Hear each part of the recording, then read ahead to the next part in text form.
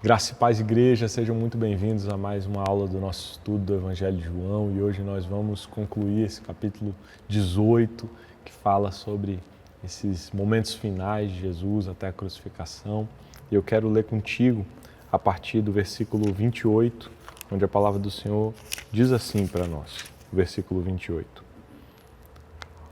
Depois levaram Jesus da casa de Caifás para o pretório. Era cedo de manhã. Eles não entraram no pretório para não se contaminarem, mas poderem comer a Páscoa.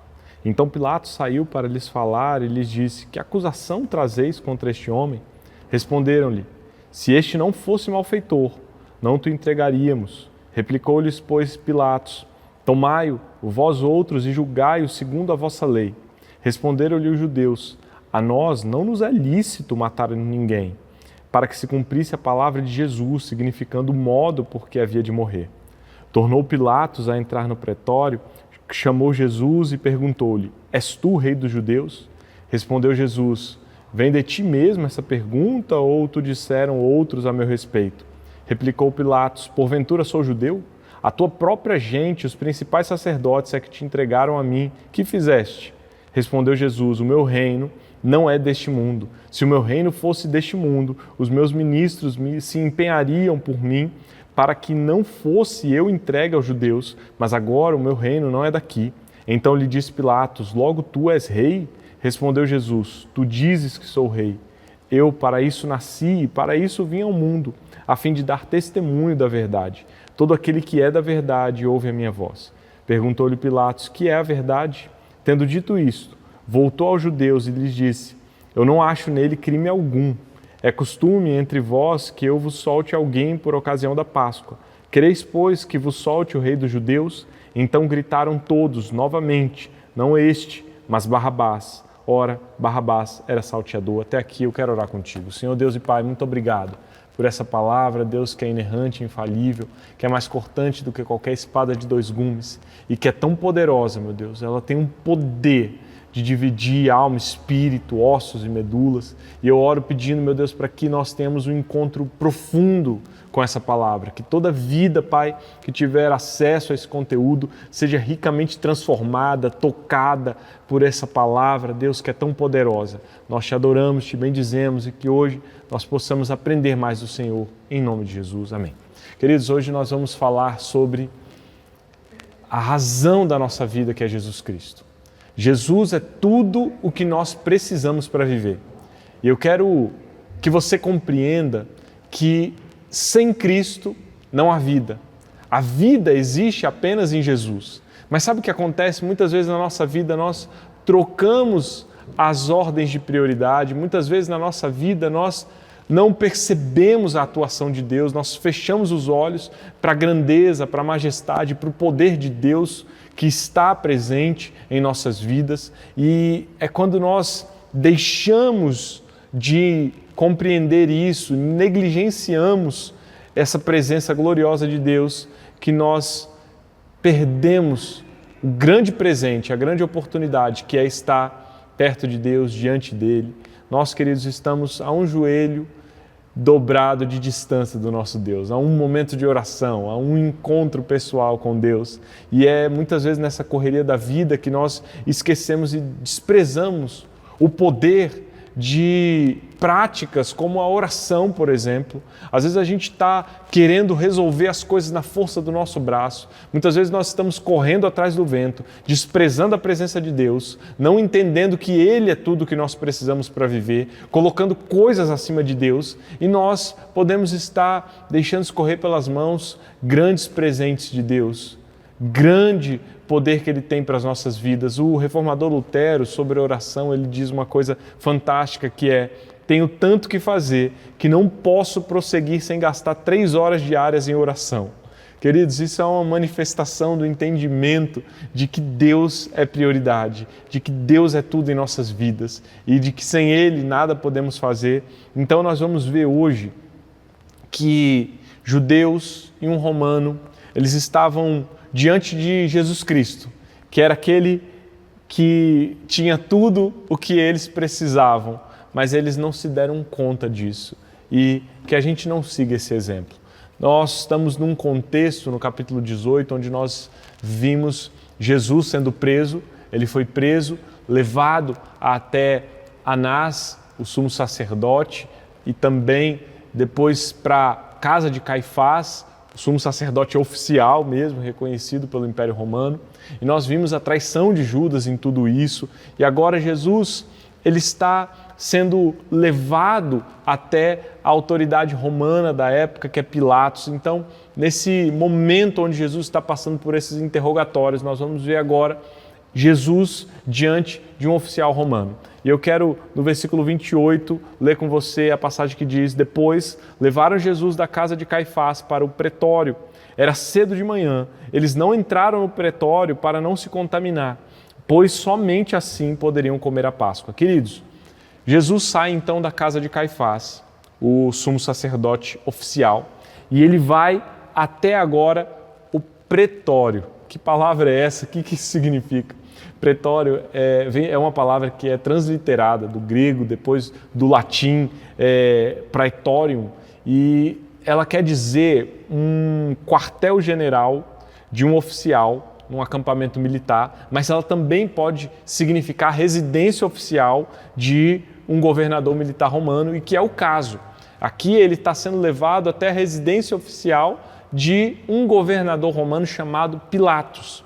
Então Pilatos, ele era o governador de uma região ali em Israel chamada a região da Judéia, que abarcava alguns locais. O pretório oficial de Pilatos ficava em Cesareia, mas por ocasião da Páscoa, ele vinha e permanecia em Jerusalém porque ele sabia que havia um risco de ter algum tipo de rebelião, algum tipo de motim. Era um momento onde a cidade ficava muito cheia de pessoas. Então, Pilatos está agora numa residência em Jerusalém por ocasião da Páscoa e que nós podemos chamar de pretório. Então, Jesus vai até esse lugar e a gente descobre que ele é levado para esse lugar, mas os judeus, as autoridades judaicas que estavam conduzindo Jesus até o pretório, não entraram lá.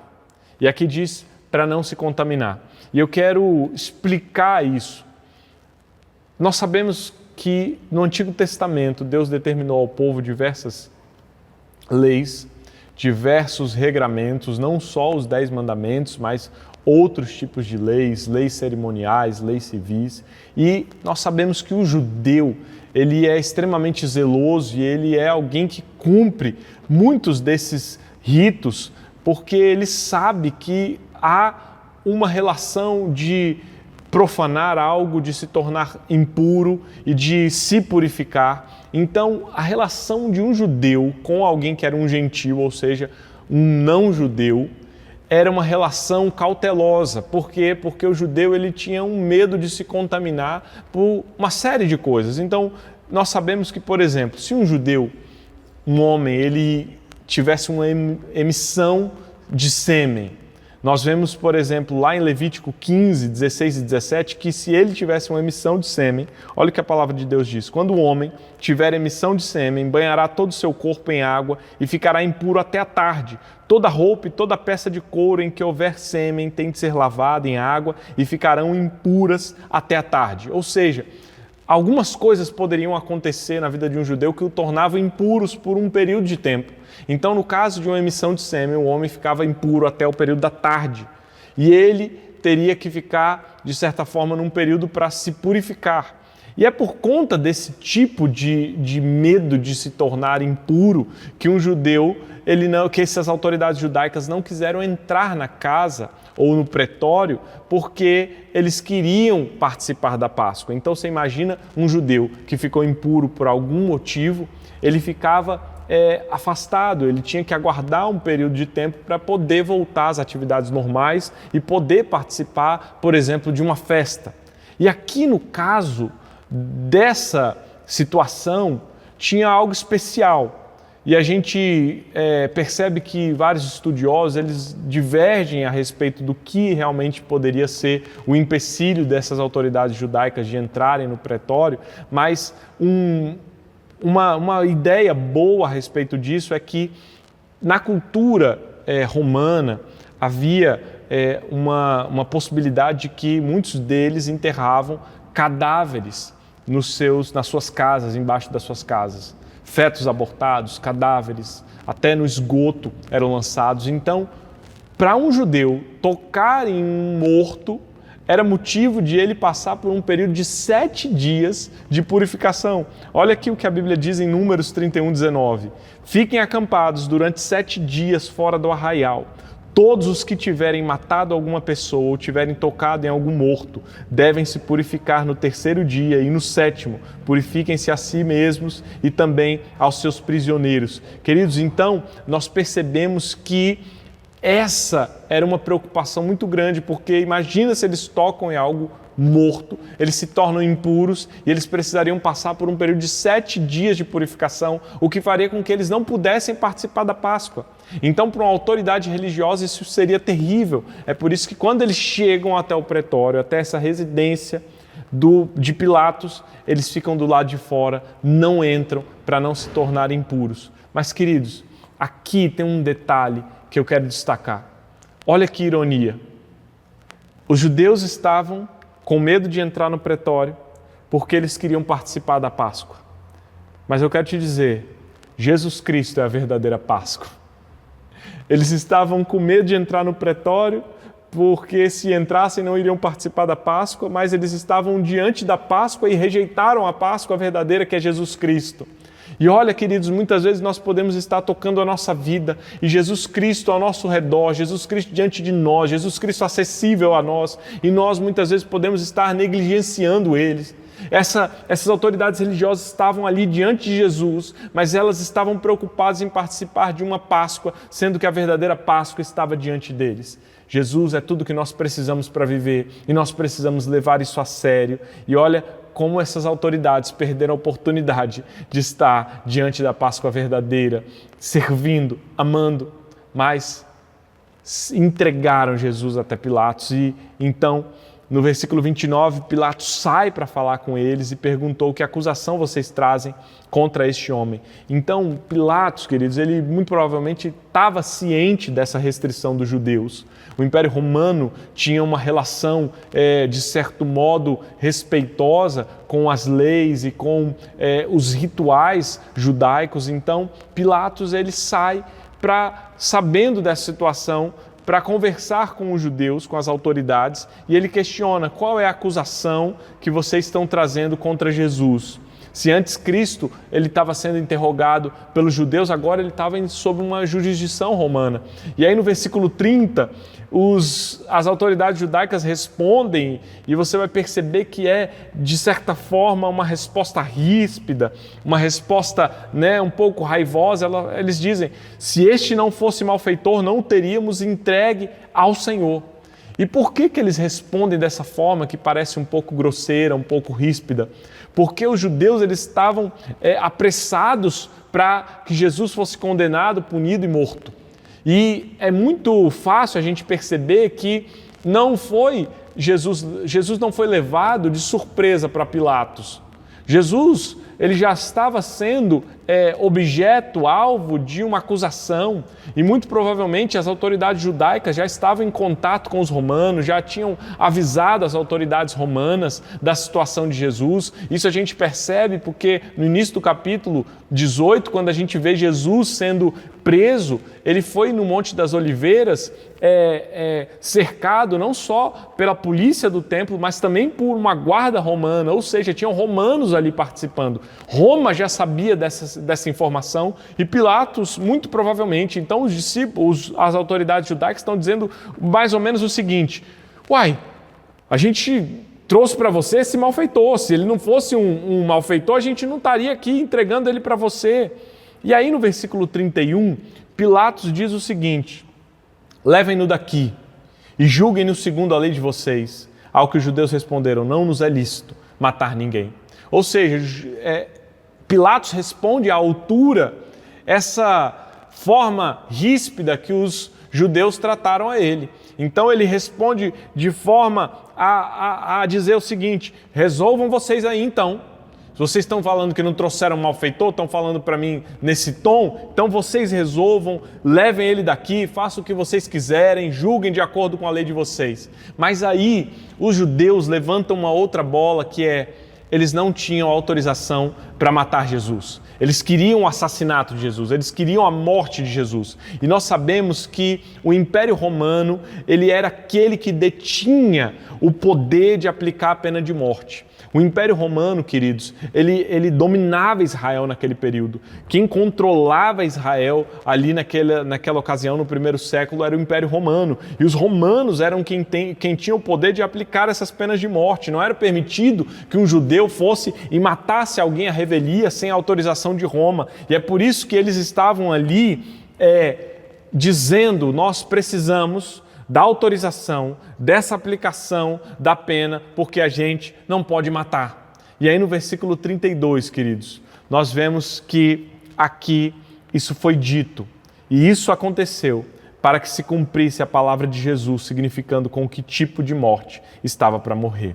Nós sabemos, queridos, que a punição que Jesus seria submetido diante de Roma seria uma punição de cruz, uma morte de cruz. E aqui o evangelista João, ele abre um parêntese para dizer, olha, isso foi um mistério de Deus, porque Jesus Cristo já tinha dito qual tipo de morte ele ia sofrer.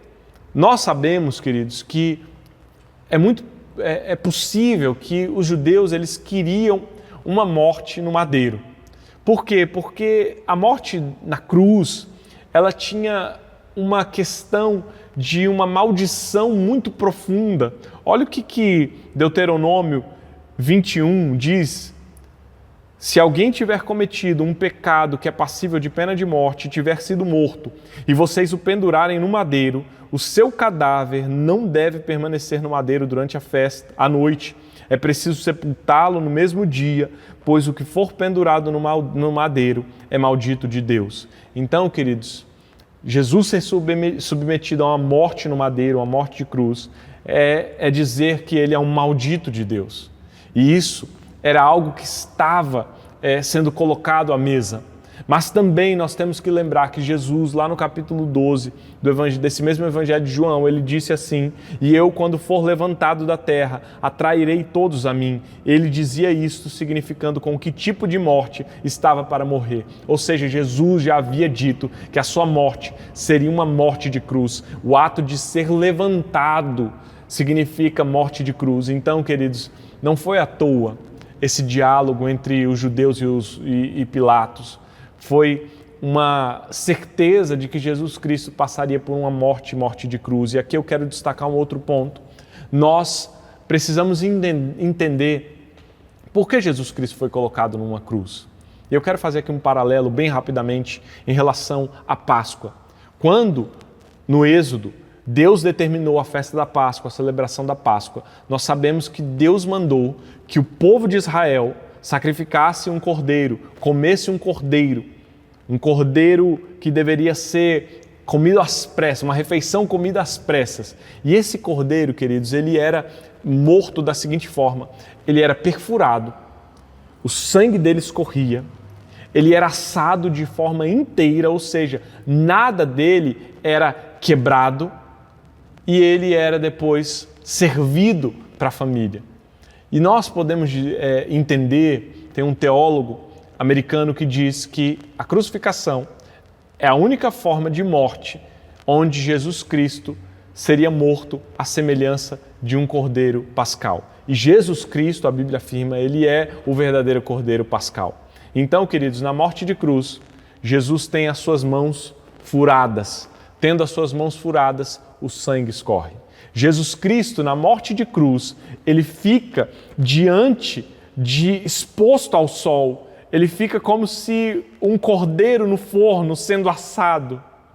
E Jesus Cristo, na morte de cruz, não teve nenhum dos seus ossos quebrados, como o salmista diz lá no capítulo 34, preserva-lhe todos os ossos, nenhum deles sequer será quebrado.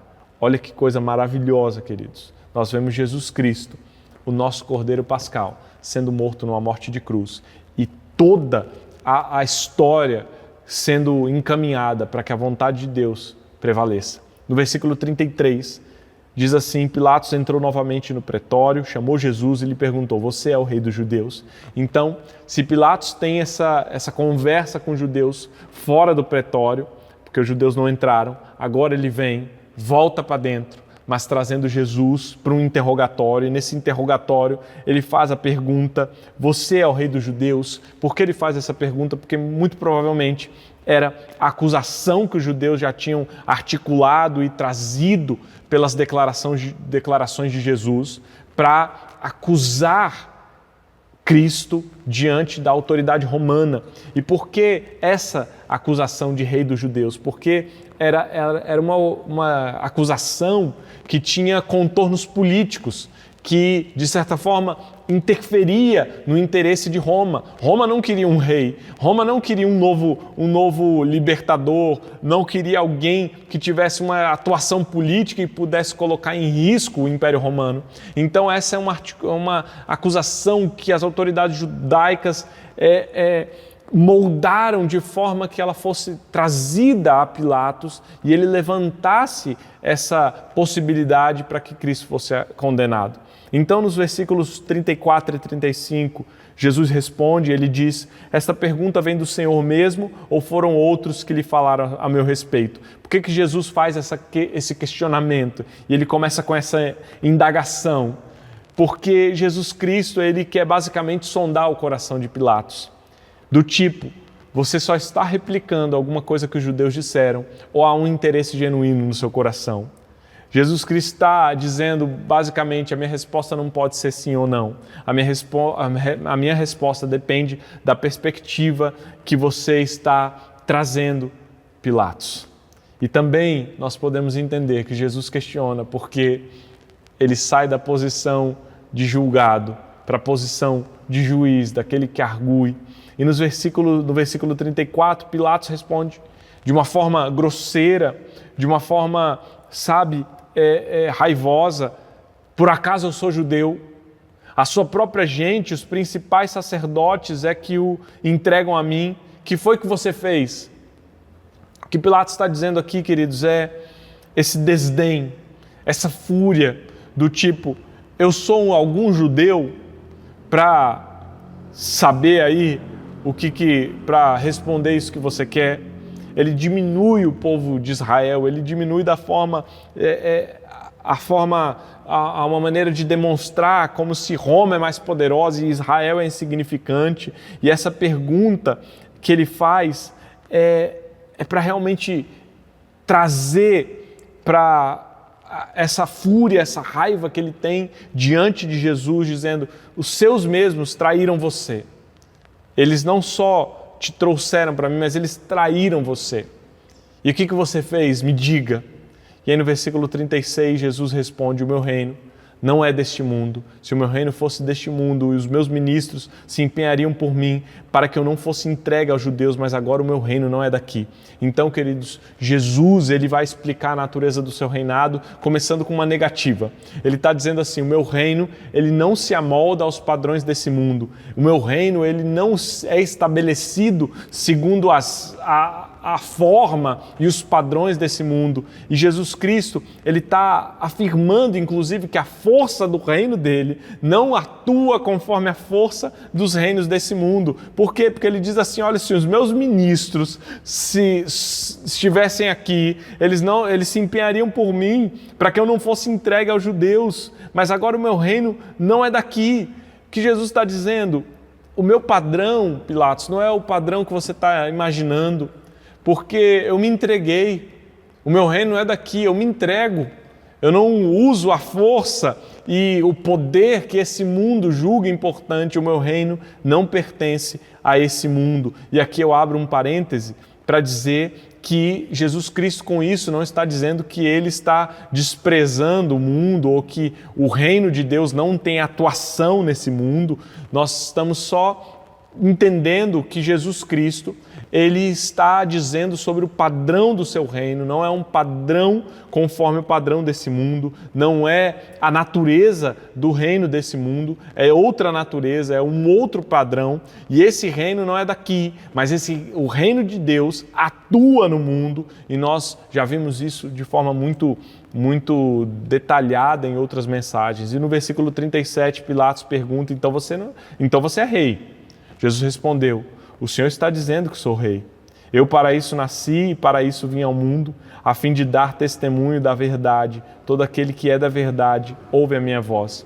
A pergunta de Pilatos sobre o reinado de Jesus agora levanta essa afirmação do Senhor e é como se ele estivesse, de alguma forma, reconhecendo o reinado de Cristo. Mas agora Jesus fala sim, a perspectiva afirmativa do seu reino é que ele sai da glória do Pai e ele vem ao mundo em carne e ele nasceu para testemunhar a verdade. E nós sabemos que Jesus é o caminho, a verdade e a vida, ou seja, o reino de Deus, o reino de Cristo está vinculado à verdade. Quem ouve a voz de Jesus Cristo, ouve a verdade e está inserido no reino dele, que também é verdadeiro. Então Pilatos pergunta o que é a verdade. Depois de dizer isso, Pilatos voltou aos judeus e lhes disse, eu não acho nele crime algum. Pilatos, ele faz uma pergunta um tanto desinteressada para Jesus. É tipo assim, o que é a verdade? Mas ele estava diante da verdade e não se deu conta disso. E aí parece que ele responde pergunta com tanto desdém que ele já vira as costas. Ele não parece dar muita importância. E aí agora ele vai em direção aos judeus. E ele traz um veredito. O veredito que ele traz é, eu não acho nele crime nenhum. Isso significa, queridos, que de certa forma Pilatos entendeu que o que Cristo trouxe, as respostas que ele trouxe, que ele não era uma ameaça política, que ele não era um rei que iria colocar em risco o Império Romano.